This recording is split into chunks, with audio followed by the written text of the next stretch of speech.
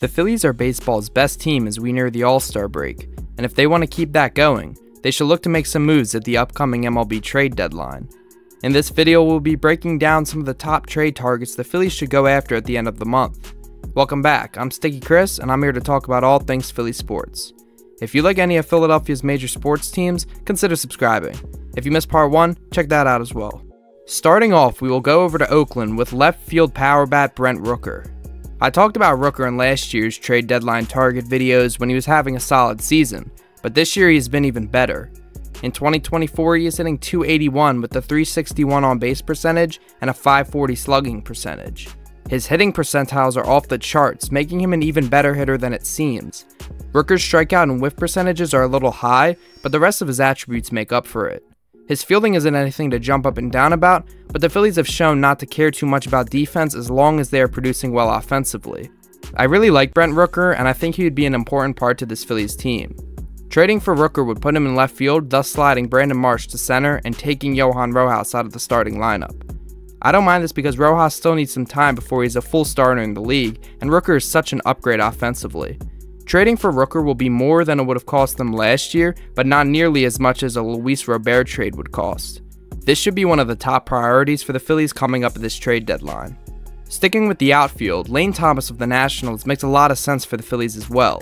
Thomas isn't as great on offense as Rooker, but he's still a solid option. He's hitting .243 with a .306 on base percentage and a .400 slugging percentage, also including a .953 OPS against left-handed pitchers. His base running is some of the best in the league, ranking in the 94th percentile, and his arm is also very valuable in the outfield. His range is terrible, having -8 outs above average, but that arm is special and he can get guys out with it. Though not as complete of a hitter, Thomas would be a much cheaper option than Rooker. I wouldn't mind if they go after him, but I would much rather prefer Rooker. Lane Thomas also works great at bats. He doesn't chase or whiff at a lot of pitches, and he still hits the ball relatively hard. Brent Rooker should be the first target, but Lane Thomas is nothing to sleep at. Cody Bellinger is our next target for the outfield, but he is a questionable choice. His numbers are somewhat solid, hitting .269 with an on-base percentage of .331 and slugging percentage of .410, but after looking at his Baseball Savant page, it looks as if he is due for some regression. Belly is not hitting the ball hard, he isn't barreling the baseball, and his chase rate is pretty high as well. He's only striking out 17.4% of the time, but that's the only hitting mark that he has that is considered great. His arm strength is there as always, but his overall fielding has slightly declined with -1 outs above average. Bellinger is an interesting trade target because he's a big name and is coming off a season where he crushed the baseball, but he isn't playing to his potential so far this year.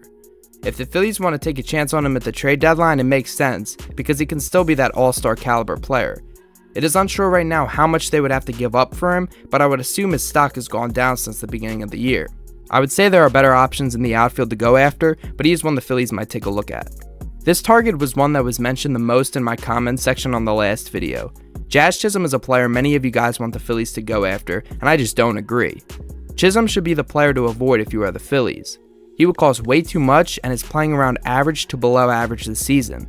In my opinion, Chisum is one of the most overrated players in baseball, and his Baseball Savant page shows why that could be the case. He barrels up the baseball well, but other than that, all of his hitting percentiles are average or below. He's not hitting the ball that hard, and he chases whiffs and strikeouts way too much. His fielding is good, and he has a strong arm, but he's not a player that is worth it on the offensive end. I really don't want the Phillies to go after him. I just don't think he fits with the team and is an overrated player. Let me know in the comments what you guys think about trading for Jazz Chisum. I talked about 4 outfielders in this video, and that's because the Phillies need outfield help. Their infield is mostly set with depth, but their outfield has some holes. Fixing their outfield is the main priority for the Phillies going to the trade deadline, and these are the players they might try to go after. Brent Rooker would be my main choice out of these guys, but you could make a case for both Thomas and Bellinger. Chisum is who the Phillies want to avoid at all costs, but who knows what they're going to do.